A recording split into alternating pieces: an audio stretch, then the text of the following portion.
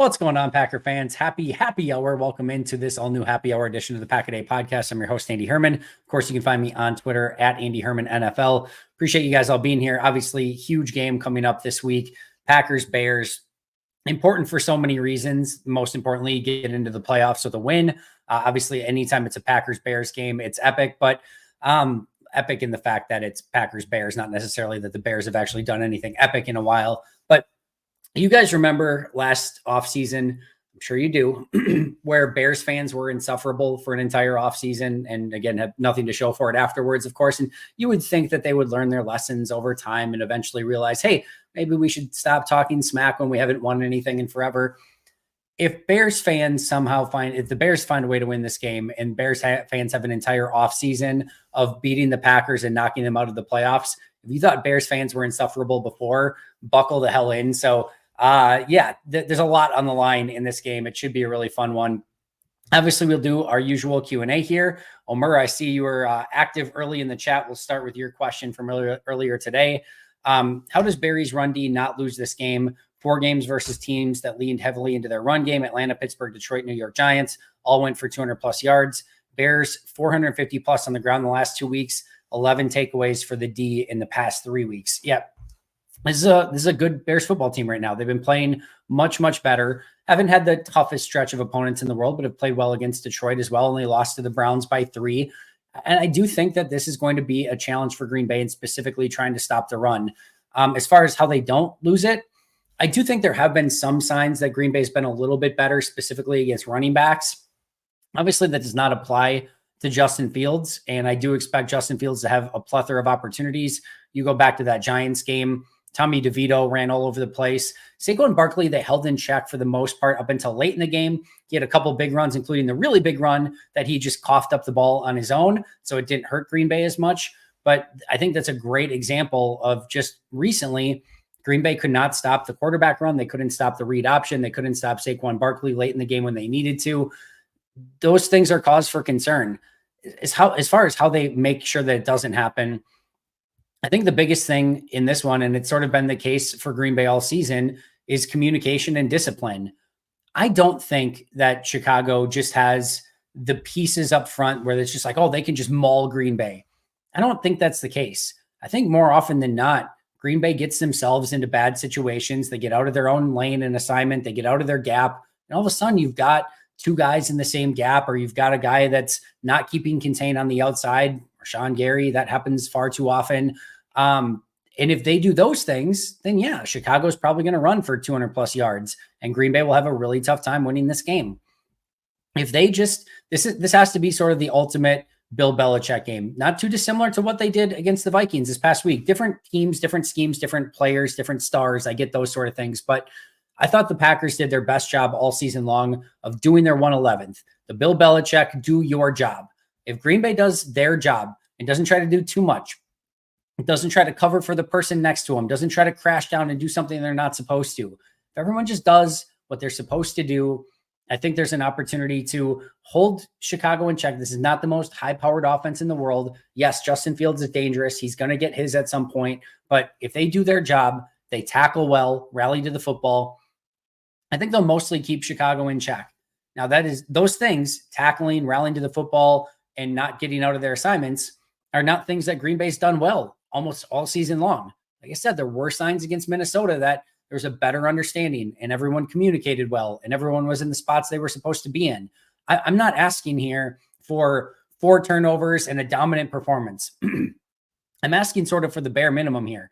Just do what you're supposed to do, limit the Bears, try to see if you can keep them in that 17 to 20 point range and let your offense go from there. And I think if they can do that, they're going to have a really good chance. If they don't, if the classic Joe Barry Packers defense shows up, then you're going to probably in for a long day and it's going to be a potential disappointment at the end, just like it was in week 18 a season ago. I think this is far more up to Green Bay overall in this game and how they play than anything that Chicago necessarily does today. All right. Carrie, thanks for the chat. Key to the Bears game will be, we just talked a little bit about it, being assignment sure. I think that communication on both sides of the ball, it's lame and cliche, but turnovers will play a huge part. But I went back and I watched that Lions game from last year today. And what stood out to me was Green Bay's failed like they had opportunity after opportunity to come up with plays and they just couldn't get the job done. I think when Green Bay gets in the red zone, it's imperative that they come up with touchdowns and don't have to settle for field goals. Aaron Jones had a big fumble in that game. Mason Crosby hits a field goal off the upright. You have a failed reverse or end around on 4th and inches. Like it's just, it can't be Green Bay making the mistakes. It can't be Green Bay not cashing in on their opportunities. I went back, like I said, I watched that game. Green Bay should have beat Detroit easily in that game if they just convert some of the simple stuff and they don't get in their own damn way. I want to see Green Bay not get in their own damn way. And if you want it in its simplest, most lame, cliche, easiest terms, this all comes down to which Green Bay team shows up. If this is the Green Bay team that showed up last week against Minnesota, against KC, against Detroit in Detroit on Thanksgiving, Green Bay's going to win this game, I think, easily. If the same Green Bay team that shows up that, against the Giants in that sort of game and against Tampa in that game, they can lose to anyone on any given week. So I think this is far more about Green Bay, what they do, how they show up to this game, and can they learn some of those lessons from week 18 from a season ago. Richard, appreciate the chat. Mike Wall talked about how there's a lack of really good offensive line play coming into the NFL. If offensive line becomes available in the first round, does that become more premium than other positions? I still think that there are a list of premium positions, and I still think quarterback, offensive line, defensive line, edge, and then corner still too, I think are those premium positions. I do think inside linebacker needs to be more in the discussion. And I think if you look at some of the top defenses in the league right now, some of the top defenses have really, really good inside linebackers. Baltimore is such a great example of that. San Francisco with Fred Warner. Like, I think that needs to be a little bit more in the discussion with where the NFL is currently at right now. That middle of the field is so important, and those linebackers play a huge, huge role in that. But I still think, it's really imperative that you've got good defensive linemen, good offensive linemen, obviously quarterback, edge players that are going to get to the quarterback. Those are still the top of my list. Offensive linemen are insanely difficult to find. And I think the big thing here is you need 5 of them starting on every play. Like, this is not just a situation where, you can, sub guys in and out, or if you don't have 4 good wide receivers, you can get away with just playing 2 or 3 through the majority of the game. You have to have 5 good ones. And a lot of times you're only as good as your weakest link. So I think that's the important part. And it's really hard. 32 teams, 5 offensive linemen per team. Now add in a bunch of injuries through the course of the season, because those guys wear down with all the wear and tear that goes into the trenches. It's tough to have really good offensive line play. And I think it's going to be imperative that Green Bay finds more offensive linemen, gets more depth, grabs more players to develop, because they have to feel good about the fact. Let's put Bakhtiari to the side. I'm just going to put Bakhtiari to the side for forever until we know what ultimately goes on with him. And if he actually plays, you just have to assume he doesn't play until he plays. Even if they have to go into next season with Rasheed Walker, Elton Jenkins, Josh Myers, Sean Ryan, and Zach Tom left to right, they have to feel pretty good about that. But if Bakhtiari can't play, if Yosh Nijman is gone, if John Runyan Jr. are gone, you start to really lack in depth. They do have some guys that they're developing, Luke Tenuta, Caleb Jones, those sort of guys that they're going to continue to try to bring up and develop. But I do think it's super important that they continue to draft guys. And I think that you want competition too. While I think that Rasheed Walker has played as a capable starting left tackle, and I think he's earned that spot, you still want competition. Josh Myers should have competition. Sean Ryan should have competition. Unless Bakhtiari is good to go and healthy, the only 2 offensive linemen that should be like, yes, this is your job, you're not going anywhere, are Zach Tom and Elton Jenkins. And even then, you have the ability to move them around if need be based on the other offensive linemen that you have. So I think bringing in more depth, versatility, guys who could come in and compete with some of the starters that you have, I think that's a good thing for Green Bay. And offensively, there's not much. I mean, running back is still a position depending on what happens with Aaron Jones. Even if Aaron Jones is back, you want to start bringing in some new, fresh talent. But you're happy with the wide receivers, the tight ends, a handful of, obviously the quarterback, a few of the offensive linemen. You just want to get a little bit better on that all line and create more depth and competition, and then add some youth to the running back position. You don't need a ton on offense. It's the defense and special teams that need to continue to develop and add more players, which is seemingly the case for 3 decades now. Baby QB, thanks for being a Pack a Day podcast member, first of all, and Happy New Year's to you as well. Torrey had a knee injury, and there was maybe some cynical thought of, all right, was this let's put him on IR so we don't have to subject him to waivers? I may have even hinted at maybe that would be the case. it does sound like he was on crutches and it was a pretty significant knee injury. It sounds like there was some original issue on the punt return that he muffed, and then he caught a pass on I think it was the last offensive play of the game with Jordan Love, where he threw to the outside. It ended up kind of just being a check down to the outside. Love threw it high. It sounds like, I don't know if that was like the final straw or if it aggravated or whatever the case was, but it does sound like it was a pretty significant knee injury. Amor, is there any more? Sorry, there was a super chat I wanted to get to first. Jason, if we get in the playoffs and have a healthy wide receiver core, do you think we could win a few playoff games? I mean, who do you cover if everyone is healthy? Yeah, I mean, you never know in any given Sunday. I absolutely think they can win a playoff game. I think they could go into Detroit. I think they could go into Dallas and win. I don't even think they need necessarily a healthy wide receiver core in order for that to happen. Jordan's playing great. You've got a healthy, spry Aaron Jones right now, mostly healthy, spry Aaron Jones that doesn't have a ton of wear and tear in his body. The receivers and tight ends are getting healthy. The offensive line is playing well. And I don't trust anything on the defense, but they are coming off one of their best games against the season, put all the caveats against who they were playing in there that you want. And I did think, I will say this. I know it felt a little different than when the Packers beat the Rams. It was just like, dude, that guy can't throw the ball at all. Brett Rippon, they couldn't do anything.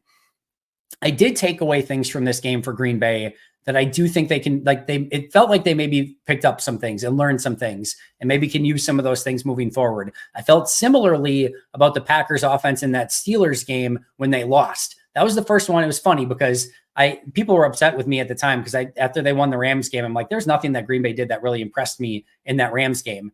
And then they lost a week later to the Steelers. And I'm like, I actually liked a lot of what Green Bay did on offense, and a lot of stuff impressed me in that game. And then that was kind of the game from there that they took off offensively.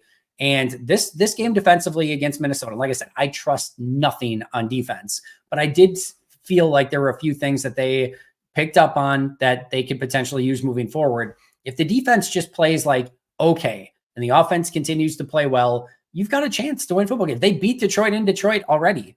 I don't think Dallas is quite as good as some people think that they are. They'll probably go and win a Super Bowl now that I say that, but I think they have their flaws as well. So I think they can win a game. Right now, the goal is just to beat Chicago, win, get in, and see how things go from there. But yeah, even without a totally healthy wide receiver core, I think this is a team that could win a game if in the right situation and if they play their best brand of football.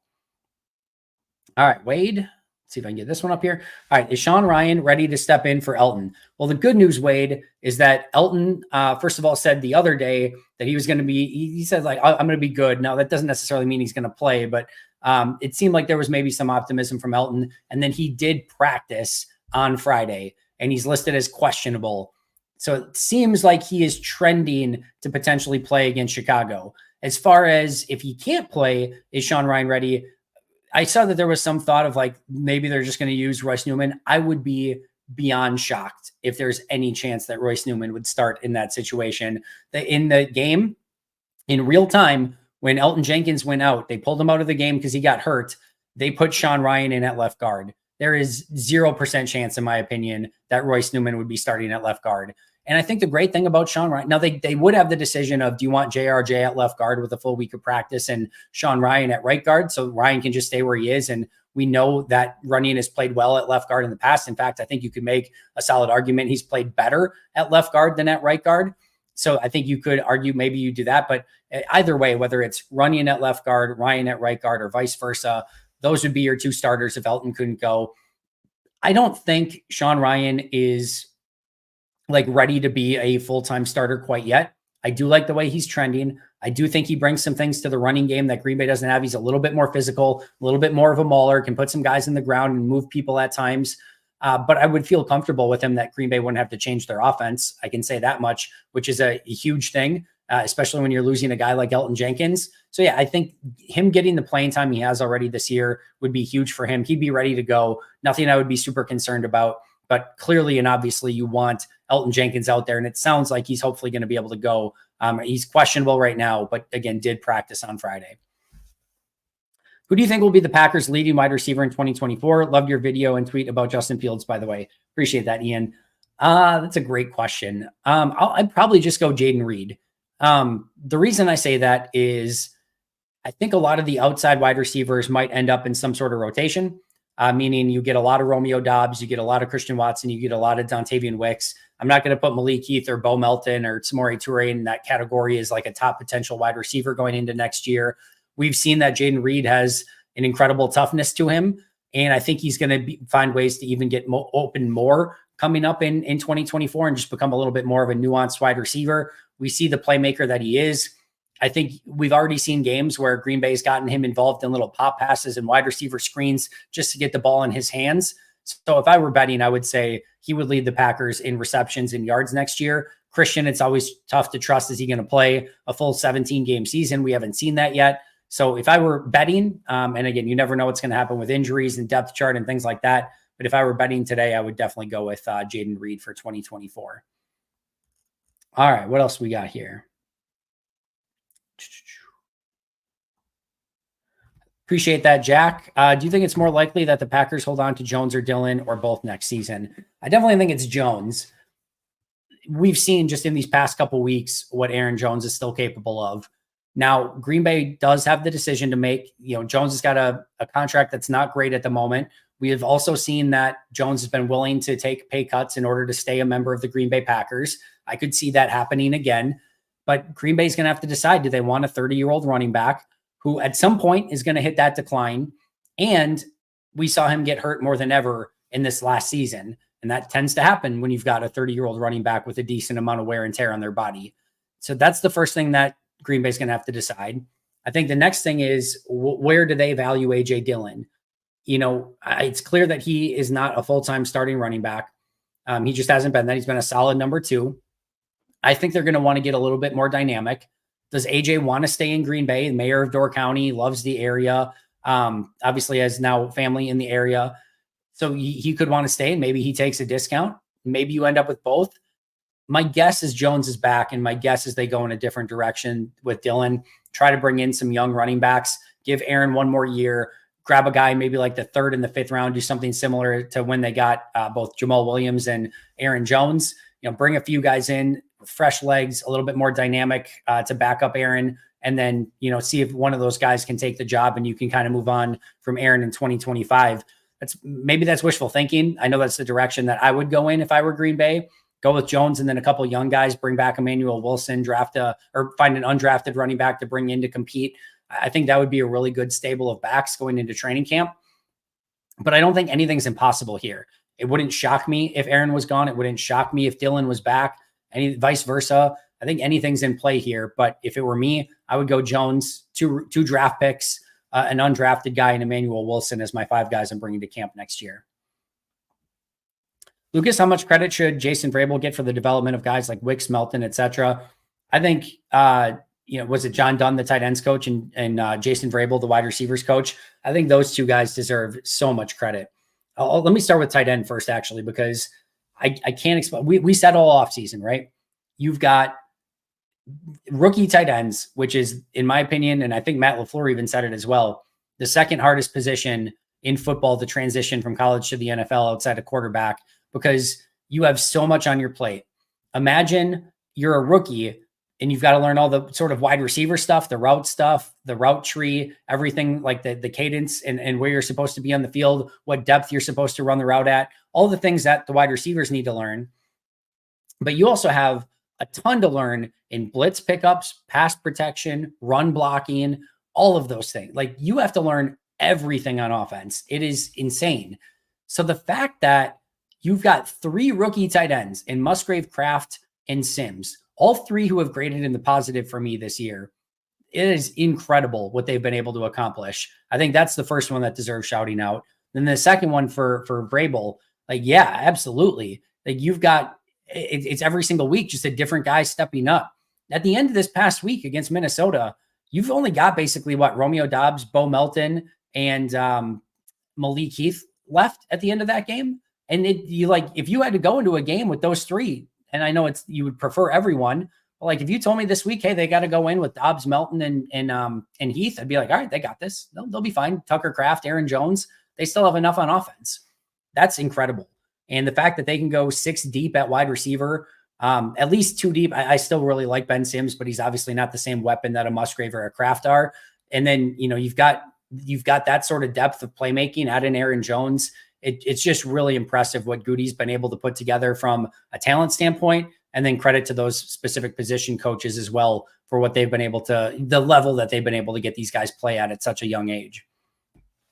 Justin, thanks for the chat. Besides Watson's speed, what do you like about him that makes you think he can be a number one? Speed is one thing, but there is also just playmaking ability and the ability to be a game changer at any given moment. Corey Bradford had amazing speed. He was not a great playmaker. He couldn't catch the ball very well. He was just a straight line speed dude. MVS was a straight line speed dude. Not a great catcher of the football, not super dynamic. They would give the ball to like MVS on reverses and stuff, and it just never really worked out. He was just a straight line speed guy. It's great that he had 4.340 speed. He's still in the NFL today. Obviously, he got a big contract from KC. He's a good player, but wasn't the most dynamic playmaker in the world. The difference for me with Christian Watson between guys with just straight line speed is he's a playmaker with the ball in his hands, and B, it's not just a straight line speed. He can actually, he has the agility to make moves and get upfield and maintain his speed. There's moves where Christian Watson, where he's doing like an out and up, and he needs to be much more crisp in his route running. We talked about that earlier this year, no question about it, but he maintains his speed. He attacks with speed and then can make moves in and out of that while still running super fast to go right by people. The double move against Patrick Peterson on a ball he dropped, no question about it, but on the first play of last year on offense is such an amazing example of that. So it's speed, but it's his speed and playmaking ability, his agility, his ability to maintain speed when he's making moves, and then just be a guy who can go the distance at any given moment. I would like to see Green Bay have a little bit more of a concerted effort to try to get the ball in his hands in easier ways. So it doesn't always have to be the deep ball shot to Christian Watson. You can hand the ball to him. You can pop pass. You can reverse. You can end around. You can wide receiver screen. You can do some drag routes. I would like to see a little bit more of that with Christian Watson. And then I would also like to see Christian just continue to develop as a route runner to become even more dynamic. But there's still so much hope and potential. And I would still argue over these past two seasons, and I know they just put up 33 points in the last two games without Christian, but when this offense has looked at its best, when it's looked its most dynamic, it's when Christian has been at his peak points, when he looks like almost utterly unstoppable at times. Needs to be better as a route runner, needs to get a little bit more consistent with his hands, needs to obviously stay healthy. Those are three big ifs, but the potential is there for him to be an amazing wide receiver, and he's already a really good wide receiver anytime he's in the game. But if Green Bay can just use him a little smarter, he can just get a little bit better, stay a little bit healthier. Still, to me, the sky's the limit for Christian Watson.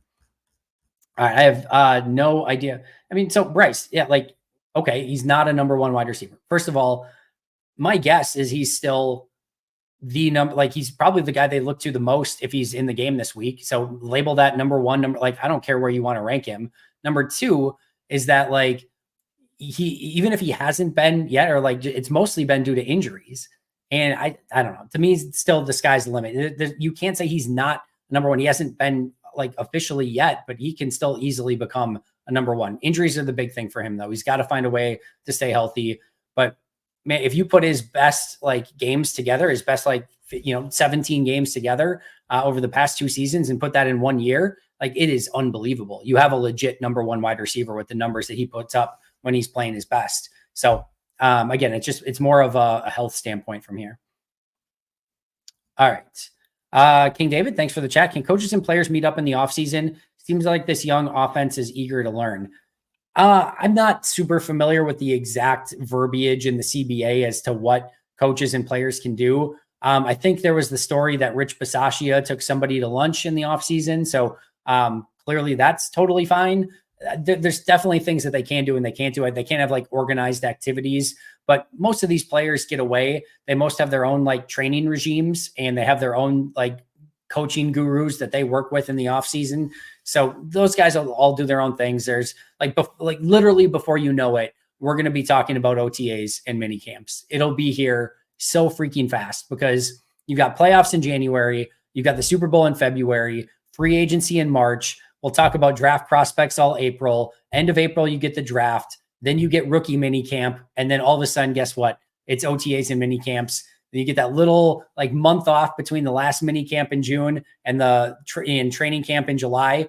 And then it starts the whole cycle all over again. So they'll have plenty of time to chat. They'll have plenty of time to go over things. I'm sure coaches are in touch with players in some capacity during the offseason. But like I said, before you know it, those guys, and some of those guys are going to be in the building in the strength and conditioning program. Some guys don't leave. They just stay there and work out in Green Bay. So it just depends on the player, depends on the situation. All right. How does Christian Watson stay healthy moving forward? I feel like he is too fast and agile for his frame. I'm sorry, Jason. I have no idea how to answer that. Listen, I know that the guy is a 1,000,000% dedicated to trying to figure out how he can avoid some of these hamstring and soft tissue injuries. There are a plethora of players who have been his size and his speed and haven't had, the same injury issues. It's not, well, he's fast and strong. Okay, well, every player in the NFL should, or tall and fast, every player in the NFL should have constant ACL tears and hamstring injuries and everything else then. So it's not just because you're tall and fast. There's plenty of those guys in the NFL. I just think, I don't know. I'm sure he's doing all the hydration. I'm sure he's doing all of the stretching. I'm sure he's doing heated yoga and everything else. I have no idea, but I know it's on the top of his to-do list. I know Green Bay is well aware of it. I know they know how valuable he is when he's healthy. So they're going to do everything. Hopefully this is just a snake bit couple seasons. You see it with Eric Stokes too. Like Eric Stokes just had another one. I don't know. I don't know the answer to it. I don't think that this is they need a different training staff or anything like that. These guys all know the science behind doing it. It's hydration, it's stretching, it's all of it. I don't know. I wish I had a better answer for you, Jason. I'm sure the Packers wish they had a better answer. I'm sure Christian Watson had a better answer, but sometimes this stuff just happens. Sometimes guys are snake bit, and you hope that they can maybe just get it out of their system and maybe Christian Watson will go the next 3 years without having a single injury issue. You never know. Aaron Jones and Christian Watson are rarely on the field at the same time. I mean, this is, guys, as much some of the soft tissue stuff and the amount of soft tissue stuff that Green Bay has had is a little bit out of the ordinary. The injury stuff is happening everywhere. It is all 32 teams.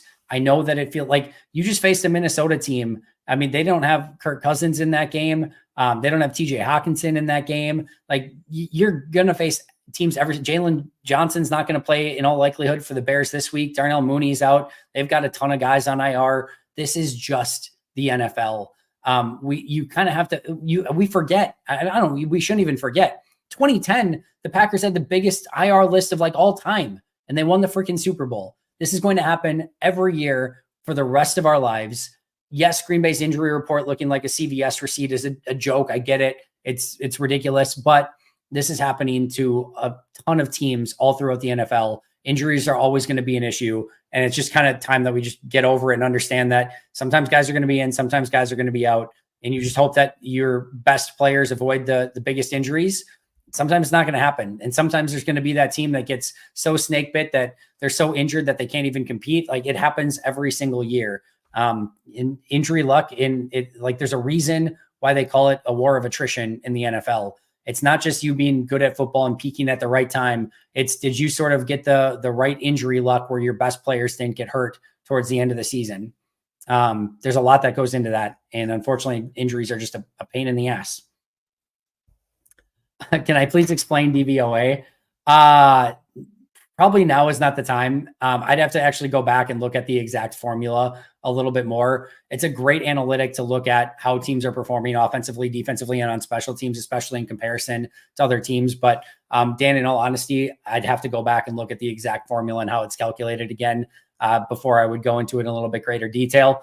If you want to ask a different question, since you already put the $2 in, I'll try to keep an eye on it and ask it. But it's a really good, smart analytic to use. I like it.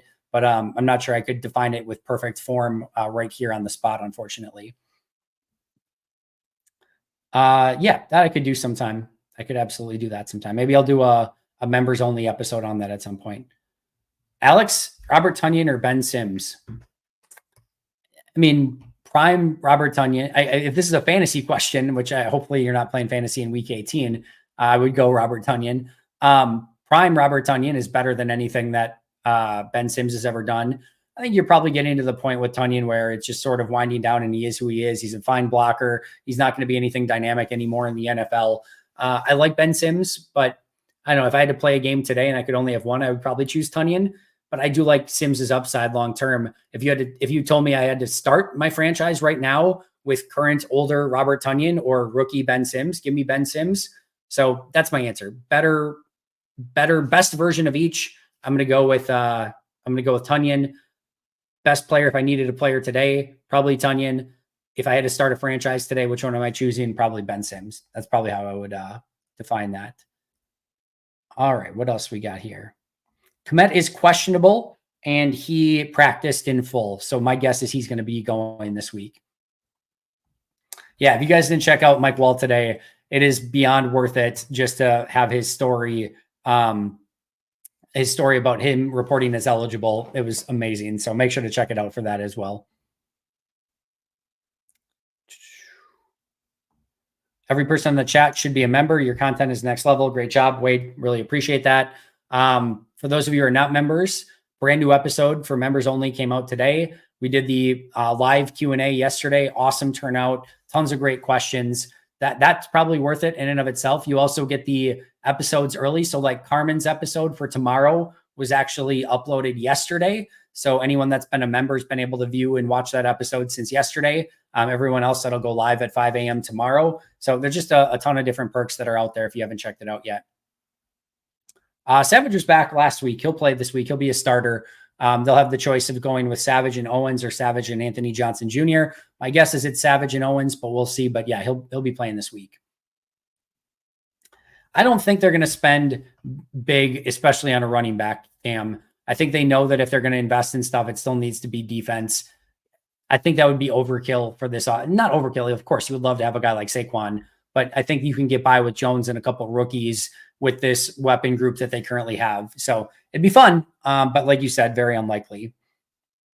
Watson is questionable. He did not practice Friday, but it sounds like that was a part of the plan.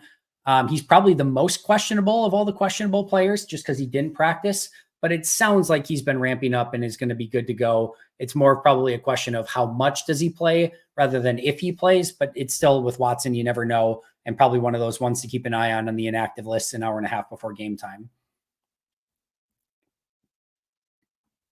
Omer's cutting players already. Omer, it's Friday before playoff game. We don't need to cut anyone yet, but it's not a bad list though, Omer, not a bad list. Andy, who is your Packers MVP, offensive player of the year, defensive player of the year, offensive rookie of the year, defensive rookie of the year, most improved player, biggest surprise, disappointment this season? Richard, I will do this all once the season is done. So I'm not going to give like everything away now, but I would have MVP is love, offensive players love. And like I said, we'll get into some of those other ones as the offseason kicks off, but Jordan Love probably in a few of those different categories. What, in your opinion, makes Jordan a good leader? There's all different types of leaders, Jack, as you know, like there can be the rah-rah leader. There can be the guy that gets everyone motivated and gives a big speech before the game. There can be the guy that's a silent leader and just leads by example. It just feels like Jordan has a very good overall demeanor for the position. I think the first thing is it is really important to lead by example, and the work that Jordan puts in and his dedication, I think is number one at what makes him a good leader. I think number two is it's really important to stay even keeled.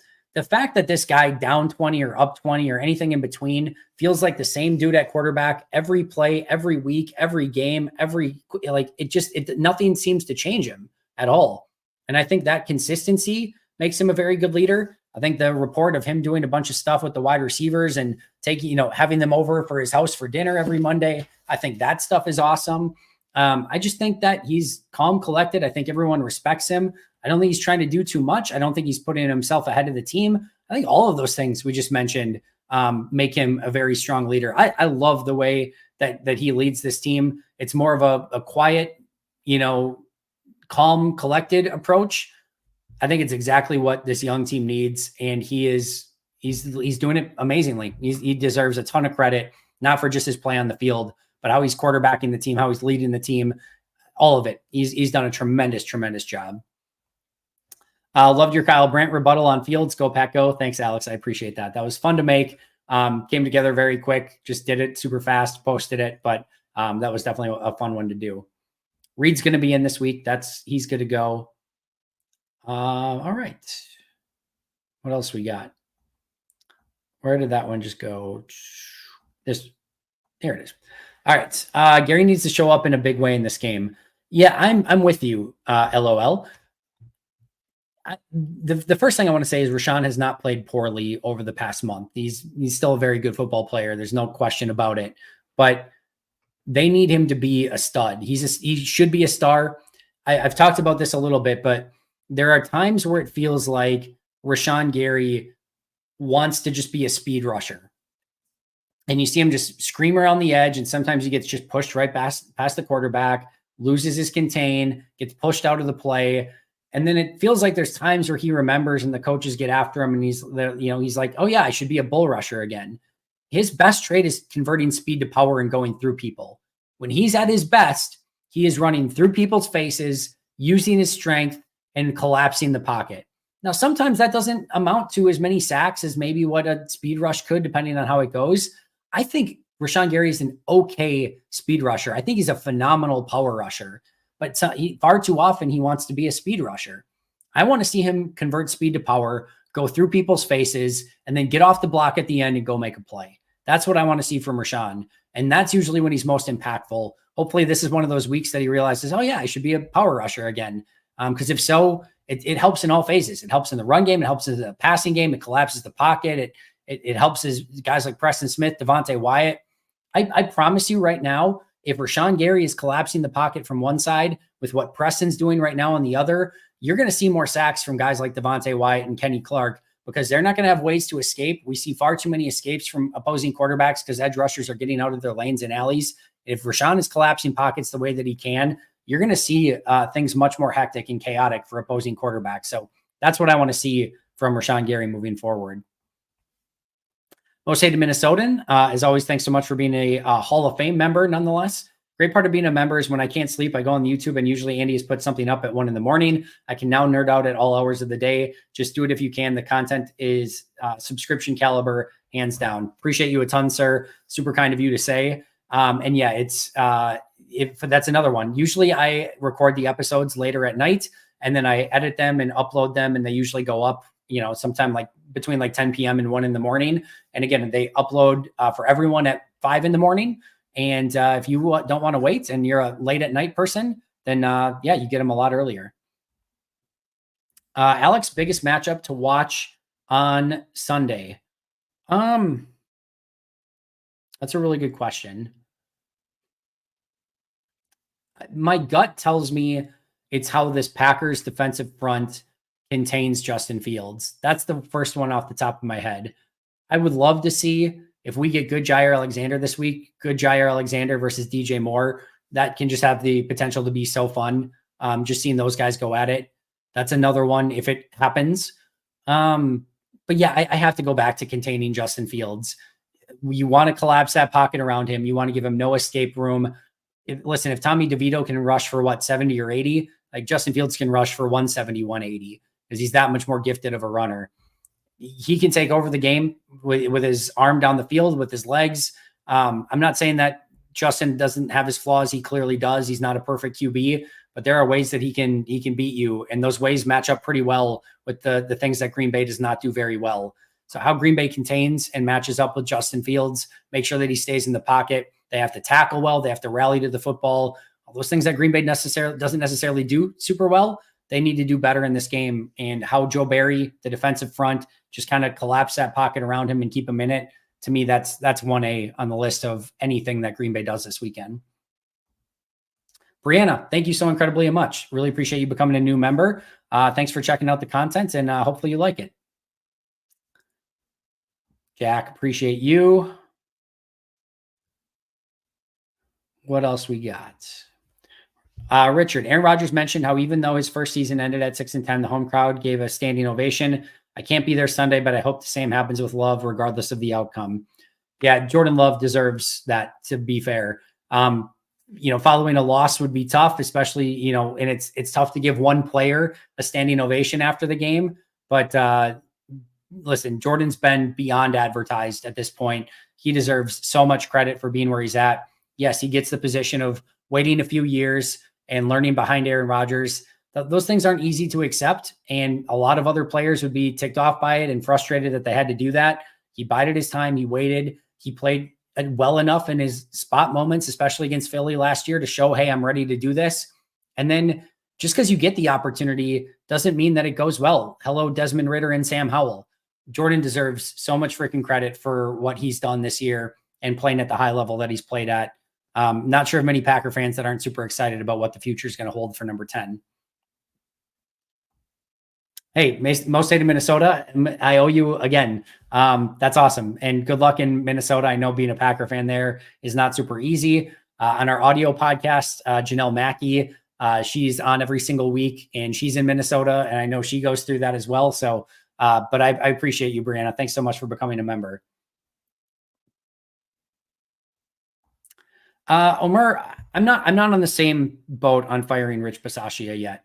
I'm disappointed, no question about it, on how Rich Bisaccia and the special teams has performed this year. That to me goes without saying. I can even live with some of the extra point field goal misses because this is not just a Rich decision to go with a rookie kicker. That's a Goody decision as well. You've got a first-time punter, a long snapper that's new to the team. I'm a little bit more okay with that. It's more of the kick return, punt block, kick block, and tackling and those sort of things that I have a bigger issue with how Green Bay's playing on special teams. But I will say this. I think now going to another special teams coordinator next year and firing Rich Bisaccia, I think that sets you back even more. I think you're to the point where you have to at least let this go one more year and see if Rich can get this thing turned around. I do think the heat gets turned up on Bisaccia in 2024, but I would stick with him one more season, see if he can get this thing turned around, put a little bit more resources into that special teams group and go from there. But I'm not willing to give up on Rich. He's a super respected coach. He's an assistant head coach on the team. I do think he brings a lot to the table, but they need to be much better, this next year in 2024. We'll see. I would like to see, especially with the missed extra points, I would like to see some competition for him in camp, even if that's just an undrafted free agent. Maybe it's a veteran that's been out. I don't care what it is, but I would like to see some competition to either push Anders or to supplant him if the guy is just better. But we'll see. My guess is Carlson's your kicker next year, but he's probably going to have to prove himself next year in some capacity. I knew what he meant, Jonathan. Anders Carlson.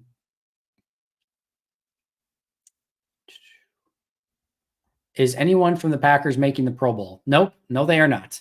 I don't like Love in hindsight certainly should be in the conversation because of what he's done. But if you think of like when the Pro Bowl voting took place, Love was never really going to be in that conversation. And I cannot make an argument for anyone else. You can say Keisean Nixon. Keisean Nixon leads in yards. He's also probably leads the league in boneheaded decisions of returning when he shouldn't return.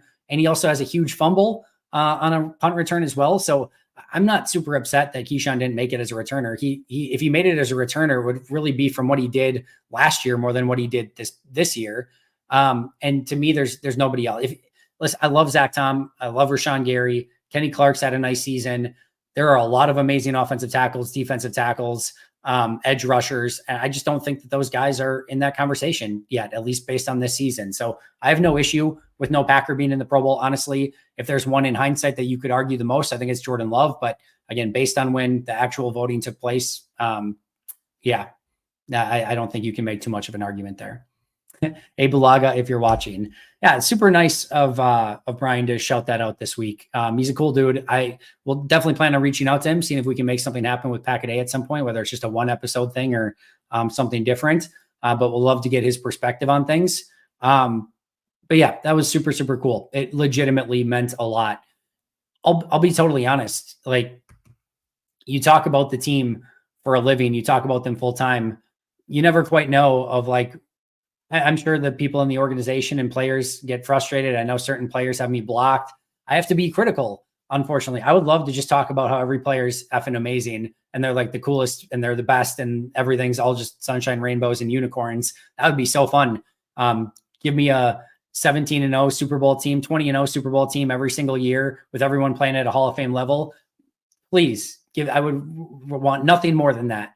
Unfortunately, it doesn't happen that way. Some players don't play well. Some players underperform. Some players are disappointing, and you have to call that out and talk about it as well. Otherwise, I'm not doing what I'm supposed to do, and you guys wouldn't respect me for that either. So you never quite know how players feel or anything like that. So to have that shout out from Brulaga definitely meant a lot. Jay Love should be a Pro Bowler, no questions asked, has been carrying the team in year one of starting. Again, I think if you look at it now, we can make a clear and obvious case for Jordan being a Pro Bowler. I think if you go back when most of that voting took place, I can understand why it wasn't, he wasn't necessarily quite as much in that conversation. Showtime, yes, I did see that Keisean liked my tweet about him. That's probably one I wish if I could take back, I would.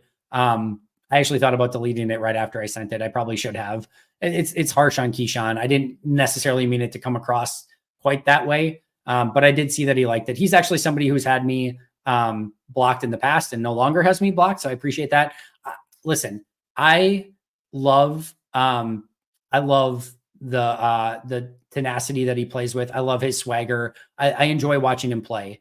I don't think he's the best pure cover corner guy in the world. I think he needs to make some better decisions returning the ball. If he's back next year, I have no issue with it. I think they probably need to use him in a little bit different way. I would love to see him, not anymore because they have a million weapons on offense, but I do think there's a way to maybe utilize him a little bit more on offense. I'd like to make him maybe a primary kick returner. And I think he's more in like that Jarrett Bush sort of role. I think if he's in the break glass in case of emergency corner where you need him to come in a tough spot when everyone else goes down, I think he's perfect for that. I think if he's your primary nickel corner, and I think probably the corner that's played more snaps than anyone this year, that's probably a little bit more problematic. But for lack of anything else, I do enjoy watching him play football. He's got a ton of confidence. He's proved everyone wrong. He was an undrafted free agent, came to the team on the literally barest of minimum deals. He got zero guaranteed, the least possible that he could get paid. And then he goes out and becomes an all-pro kick returner, became a starting corner this year. Like, I will never doubt that dude. He could turn around next year and have a Pro Bowl season at corner and just get better. And sure, why not? Like, that's the sort of career that he's had. So I hope he's motivated by it. That's great. If that would be what's the case. Like I said, there's not many tweets I would like to usually have back. That's probably one of them. But yeah, I'll leave it at that.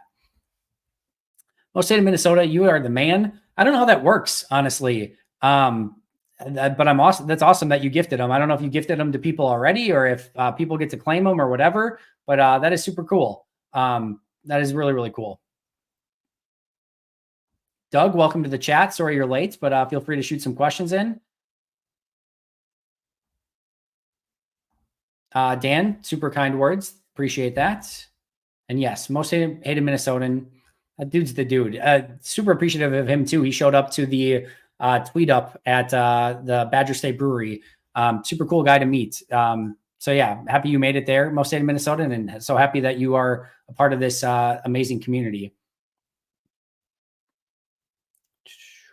Awesome. Those are super cool. Just super cool of you, man. LOL, Jim Leonard or Mike Zimmer for defensive coordinator. I've said this before. I don't have a super great feel yet for who I want as defensive coordinator. I went through that episode and labeled 20 different people. We now know Eberflus is not going to be on that list since he's going to be staying. So it's down to 19 already, but I don't have a favorite yet. As I've said, kind of the past couple of weeks, at some point, we are going to get to the point of, having defensive coordinator interviews. And once we know of like the 5 or 6 people that they're interviewing for the position, I'll do a much deeper dive on all of them and I'll have a favorite at that time. I think either of them would be good, to be honest. Something tells me Mike Zimmer and Matt LaFleur is probably not a match made in heaven. They had some salty handshakes at the end of games, nothing they probably couldn't get over, but I don't know. They've not been in the same coaching circles. So my guess is that's not the case. I also wonder if like the whole Jim Leonard situation where they offered him the deal and he declined, to me, that ship might have just sailed, but either would be good. Wink Martindale, if the Giants decided to fire everyone, would be, I think, a really good hire. Antonio Pierce, if he doesn't get the Raiders job, would be really interesting. There's a lot of really cool names out there. I think that's a good thing for Green Bay. There's a ton of people that could potentially make sense in that role. Justin Valentine or Ballantyne, I still kind of like my idea of going with a platoon. If it's me, I'm starting Jair on one side. Nixon probably still gets the slot. I'm going Ballantyne on earlier downs and in more run downs and those sort of things. And on very obvious passing downs, I'm going with Carrington Valentine. It would either be that or just going with Ballantyne. I think Valentine still makes some mistakes at times. we saw him line up, out of position. He didn't get the call or whatever. That's happened a few times with him. He's not a great run defender at all. He's very poor in tackling. So I would probably lean Valentine, but I think there's potential for a platoon there between the two. Richard, I haven't decided yet my full off-season cadence. My thought as of now, I don't know that I'll still do Pack-A-Day live on Wednesdays, although I think I might do something like that. But as of now, my plan is to still keep happy hour on Fridays, and members will still get the weekly, the Q&A with members as well. So either way, there's going to be plenty of live stuff. It may not be quite as frequent as in season, but there'll be plenty of opportunities. Steven, thanks so much. I also love my podcast with Mike Wall, and I'm not bragging about myself. I am bragging about Mike Wall because I love chatting with that man every single week, and he makes me smarter, and he always makes it very thought-provoking when I get to talk to him, and makes me think of things in different ways. So I am right there with you, Steven. I get to be a fly on the wall for the most of it, just like you guys, and just intake all of his amazing information. Yeah, guys, trust me. Whether I'm doing all of the live, we still do this 365 days a year. There'll be plenty of Pack-A-Day podcasts in the off season as well. Plenty of live stuff, weekly Q&As with the members. There's plenty that we'll be talking about this off season. Pack Fan, I see you post this a few times. I don't know. I'd have to look. I can honestly say I've not looked at every other kick returner in the league. The best kick returner in the league so far might be the fair catch. Just fair catch that thing, get it at the 25 and put your offense on the field. Kick returner is sort of a dying breed, but he's a talented returner. I would this would be a perfect week for him to get his kick return touchdown. Let's put it that way. Jake, you will get my 10 keys to victory on my Sunday episode when I go through my 10 things every single week. So not going to spoil it here, but I think we went through a couple of them already, but I will definitely have that up Sunday morning to go through all the keys to the game. It's happy hour, beer of choice. I actually have just got a Prime today. I drank probably way too much so holidays is when all my friends come into town and had far too much going on. So definitely a little bit more of a happy hour recovery today with some Prime lemonade. Shout out to free advertising for Prime, I guess. Rick, I have not yet. I'll have to check that out, assuming it's good. Ben was actually supposed to be on a few weeks ago, and then unfortunately was just under the weather. He's super busy in season right now too. So I've tried not to ask him too much because he's doing like multiple games every single week, but he's such an amazing person to have on during draft time as well. So we'll definitely be getting some Ben Fennell episodes coming up. I can almost guarantee you that. Kevin, I don't have a huge preference either way. I think either team is a tough matchup. Either team can beat Green Bay. I think Green Bay can beat either team. I'd say it's like a 60-40 for either Dallas or Detroit if they were to play each other. Meaning if Green Bay played Dallas or Green Bay played Detroit, I think the other team probably has a 60-65% chance of winning. But I like Green Bay's chances. I think they can win the game. What tweet do I regret the most? Oh, Jay Western, I'd have to think about that. The really good news is that there's nothing that ultimately comes to mind, and there's not anything that I've, been threatened to be canceled over or anything like that. So I don't think there's any, and yet now this is just an advertisement for all of you to go search through my entire tweet history to try to find something. But I don't think there's any like one crazy tweet that I regret. I'd have to think about it a little bit, but nothing super bad that I can think of. Hopefully that's the case. With the excitement around Tucker Kraft, I almost forgot about Luke Musgrave. Is he returning this week? If so, does it have a marked impact on the offense and a potential playoff run? It seems like Musgrave is in line to return this week. And I'm with you. Like, it's crazy to think about how those two could potentially play together. I also quietly think that Tucker Kraft, in my opinion, should take over the tight end one job. I don't know if that's sacrilegious to say or that's a hot take. I think Kraft's been better than Musgrave. I think Musgrave does things better than Kraft. I think he's faster. I think he can split the seam better. I think Tucker Kraft's the more well-rounded tight end and just the better overall player at this point. So like I said, I don't know if that's a hot take. I haven't really heard anyone discuss it. The really cool thing is we don't really have to have a hot take on it because soon they'll have both, which is really, really fun. But Yeah, I do think it has a potential impact on the offense. I do have some, like, and I don't know if this is like a weirdo concern as well. I do have some concern of like, this offense just put back-to-back 33 points weeks together. And now you're going to potentially integrate Christian Watson. You know, Jaden Reed has only played a half of football these past 2 weeks. Dontavian Wicks did not play last week. Luke Musgrave is coming back. And I do think all of those things are good things, but that's a lot of potential bodies to reintegrate into an offense that's clicking on all cylinders right now. I think it's going to be fine, but I do have like a smidge of concern of like, you're introducing like a lot of, and it's not like these guys are playing their first week with Green Bay or anything like that. It's not like 4 completely new variables added to the equation, but you do have a little bit of a different dynamic with all of these guys. It's what we've been waiting for. It's what we've been wanting. Like I said, overall, it's a good thing. But I do have like this slight concern of like, can they just everything still stay with the momentum that they've had over these past couple weeks? All right, probably a couple more, then I'm going to get out of here. I don't know that I would say he's the MVS of tight ends. I know where you're coming from. I think Musgrave's going to be just fine as a well-rounded tight end with time. I just think Tucker Kraft is better at it right now. All right, so I'm not too hot takey with my take there. Musgrave, I've said this before, Musgrave just needs to slow down. He just needs to, that might sound weird for a guy with super speed, just needs to calm down just a little bit. Not everything has to be run with a 4.3 40.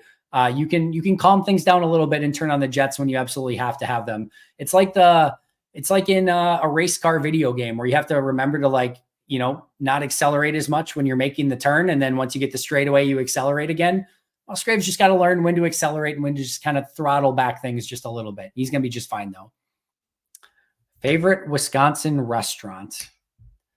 Toby, that's a great question. I'm trying to think if there's anything outside of Green Bay that I was like head over heels over. I do love Sap in Appleton. I don't think I've ever been to anything like super great in Milwaukee. Same with Madison. I don't know. I do love the pizza at a variety of different places. I don't know. That's a really hard question. My favorite place to eat that I've eaten the most is Play Bistro in Green Bay. I do really love their food. I do think it's not quite as good as it used to be, but they have awesome food. The best old fashioned in the world. They've got a pecan old fashioned that's just to freaking die for. Appetizers are great. They've got amazing risotto every single time. Steaks are really good. So I'd probably go there. It's always a pleasure going there. If Davenport is your number one Packers meme team running back, Sam Gatto has to be your number 2. And what a great duo of players returning this week. But yeah, listen, Sam Gatto is going to be in the freaking house. You can't lose with Sam Gatto in the house. Don't say Domino's Pizza. No, I wasn't going to say Domino's or Little Caesars. I do legitimately say love Little Caesars though. And I've said it before. This is, guys, I'm not doing an ad for Little Caesars right now. Crazy Bread is the single best fast food item in the world, bar none. If I could only eat one fast food item for the rest of my life, it is Little Caesars Crazy Bread. There's no two ways about it. Cheesy Gordita Crunch from Taco Bell, 1A though. Like if Tucker Kraft is the Little Caesars Crazy Bread, Luke Musgrave is your Cheesy Gordita Crunch from Taco Bell. I don't know most state of Minnesota, but you definitely need to do it. Pecan old fashioned. Yeah, they're very, very good. Very, very good. All right, 1 or 2 more.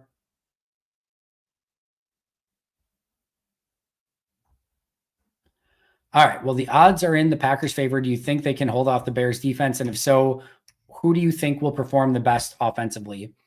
Yeah, I think the big thing here is that Jalen Johnson's doubtful for this game. He is an absolute freaking stud. By the way, the Packers should go out and sign Jalen Johnson in the offseason. He's going to stay at the Bears. My guess is he probably gets franchised. But listen, he's going to be a major loss. He's doubtful, so he's not for sure out yet. Listen, the guy's got a bad shoulder, and he's going to get the bag in the offseason. My guess is that guy's probably not playing in a meaningless game. So I think that changes everything for the Bears defense. They've got 2 good pass blocking tackles in Zach Tom and Rasheed Walker from Montez Sweat. I think Green Bay is going to be okay. I think they're going to put up points against Chicago. So I have a lot of faith. Jordan just has to keep playing the way that he's playing. If he does, Green Bay will put up plenty of points and get this win against Chicago at Lambeau Field. Jake, well said, my friend. No, we don't, Jay Western, we don't dip our crazy bread in old fashions. This is not how this works. All right, one or two more. Richard, I like deep dish pizza. I'm a pretty big equal opportunity pizza eater. I'm happy to eat. I'll eat a lean cuisine pizza. I'll eat a Little Caesars pizza. I'll eat a Lunchables pizza, deep dish, thin crust, but New York style, fresh from New York is my favorite all-time pizza. And like, I also ate fresh pizza in Italy, which was amazing. Like Italian style, like the wood-fired pizzas, those are amazing as well. You can't go wrong with either of them. We'll end with one more Packer question. Minnow, appreciate you. And yes, make sure to like, comment, do all those great things. Subscribe. Even if you don't want to become a member, just make sure to at least subscribe to the podcast. That helps me a ton as well. All right, no more food questions. All right, Giorgino, we'll end with this one. Middle linebacker with our first or second round pick. Do you like it or hate it? I'd have to look a little bit more at the inside linebackers in the draft before I can speak super educatedly to this, but I am a pretty big believer. And we talked about this where like inside linebackers becoming more and more specialized and it's becoming super important. I like Quay, but I think he's probably better off as a number 2. I'm not saying he can't become a number 1. Devondre's probably gone. I like Isaiah McDuffie. He's probably best as a number 3. So I would not hate it if they went in that direction. They just need to make sure that they get the right player is how I would put it. Richard, you are more than welcome. Almost at 20K subscribers. Been here a while, and it's my favorite Packers podcast. Miranda, thank you so much. We are going to get there. 20K soon, then to 50K, then to 100K. It's going to happen. Takes time. I get it, but we're going to get there. Going 365 and obviously doing this as my full-time job, hoping to do a lot more fun stuff, hoping to do some fun stuff with the draft this year. So again, make sure to like, comment, subscribe, check out those Pack-A-Day podcast memberships. Shout out to Most Hated Minnesotan for giving out those gifts today. Everyone that did a super chat, guys, it is Bears Packers weekend with a chance to go to the playoffs. Hope you enjoy the hell out of it. Enjoy your Friday night. I will see you back here tomorrow with Carmen Vitale for an all-new episode. And then it is Sunday pregame. And before you know it, we'll be talking about the Packers going to the playoffs. But until next time, and as always, go Pack Go.